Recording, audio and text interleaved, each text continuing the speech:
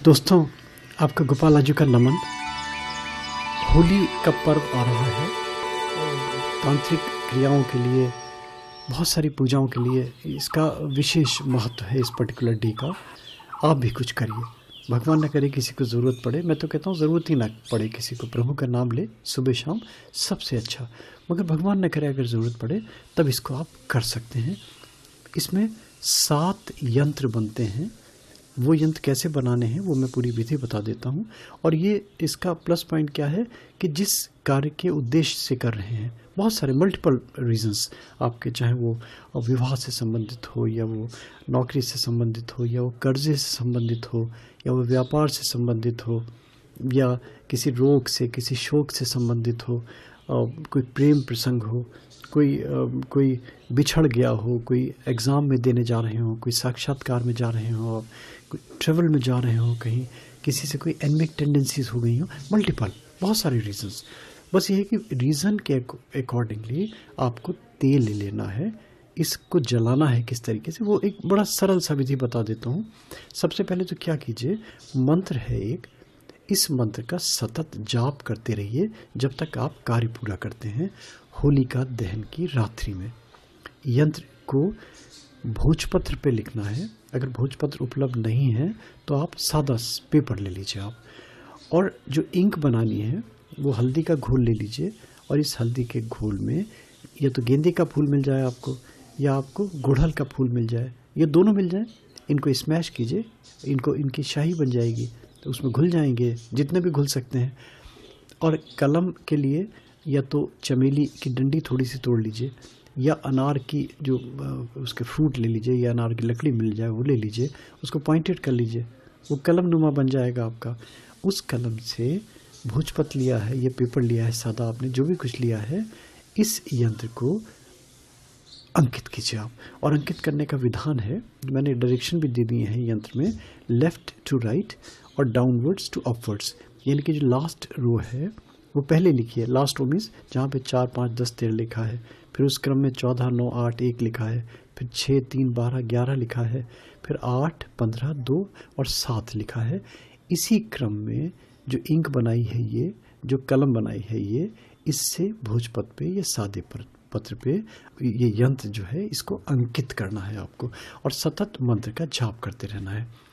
7 यंत्र आप बना के रख लीजिए। जब आपकी एक माला पूरी हो तब एक यंत्र पे अपना उद्देश्य लिख दीजिए आप, जो भी आपका उद्देश्य है। जब दूसरी माला पूरी हो तब आप लिख दीजिए। इस तरीके से 7 माला, जब भी आप 7 यंत्र आपके बन जाएंगे, इनकी आप बत्ती बना लीजिए। और बत्ती बना के जैसे रुई में, दीपक में जो रुई की बत्ती बनती है, ऐसे बना लीजिए, उसमें रुई लपेट दीजिए।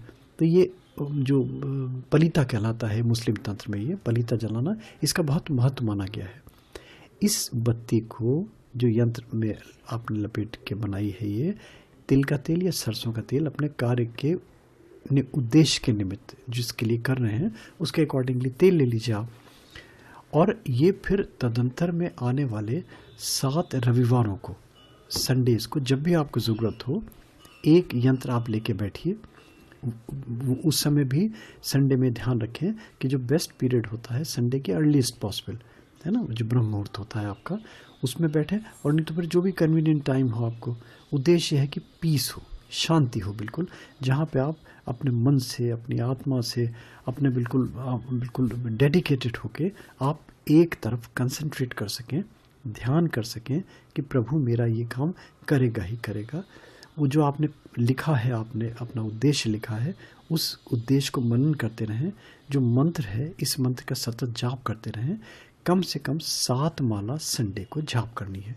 ये भी ध्यान रखना है कि जो तेल डालेंगे आप, तिल का या सरसों का, जो भी तेल डाल रहे हैं, वो तेल इतना डालना है कि जब आपके 7 माला पूरी हो तब तक वो चलता रहे। उसके बाद तक भले वो जले, उससे पहले ना बुझे वो। अगर है तो उसमें डाल लीजिए, थोड़ा सा और तेल ऐड कर लीजिए जब आपका, और फिर उसमें बैठे रहिए आप, ध्यान करते रहिए। अपना प्रश्न, अपना आपका समस्या, अपनी प्रॉब्लम जो है, ये मंत्र सतत जाप करते रहिए। जब दीपक ठंडा हो जाए तब फिर आप छोड़ दीजिए इसको। और जो इसके अंश बचेंगे, जो अवशेष बचेंगे दीपक के, वो कहीं जाए तो जल में विसर्जित कर दीजिए, या कहीं आप पेड़ के नीचे डाल दीजिए, कहीं दबा दीजिए आप। ये 7 रविवार को अपने उद्देश्य की पूर्ति के लिए बेस्ट टोटका साबित होगा आपका। ये दोस्तों मंत्र महाणव का 713 पृष्ठ से मैंने लिया है। ये आप करें इसको और देखिए आपको कितना अच्छा लगेगा। प्रभु आपकी कैसे रक्षा करेंगे आपके पता भी नहीं चलेगा। कहते हैं ना, जब प्रभु को देना है तो उसके 100 हाथ हैं, पता भी नहीं चलता भगवान के हाथ से दे रहा है। वो तो तलाशता है कि मुझसे कोई ले। हम वो रास्ते नहीं ढूंढ पाते लेने के प्रभु से। तो वो रास्ते हमारे तंत्र शास्त्रों में मिलते हैं, वो रास्ते हमारे धर्म शास्त्रों में मिलते हैं, वो रास्ते हमारे ऋषि मुनि, हमारे महंत संत देते हैं। हम दुर्भाग्य, हम विडंबना है हमारी, हम भाग्यहीन हैं। हम उनको अपना नहीं पाते, उनको अडॉप्ट नहीं कर पाते, प्रॉपरली उस रास्ते पे चल नहीं पाते। और हमारे मन में सबसे बड़ा क्या होता है? लालच होता है। हमारे मन में सबसे बड़ा क्या होता है? द्वेष होता है। हमारे मन में हवस होती है। उस हवस की पूर्ति के चलते कार्य सिद्ध नहीं होते।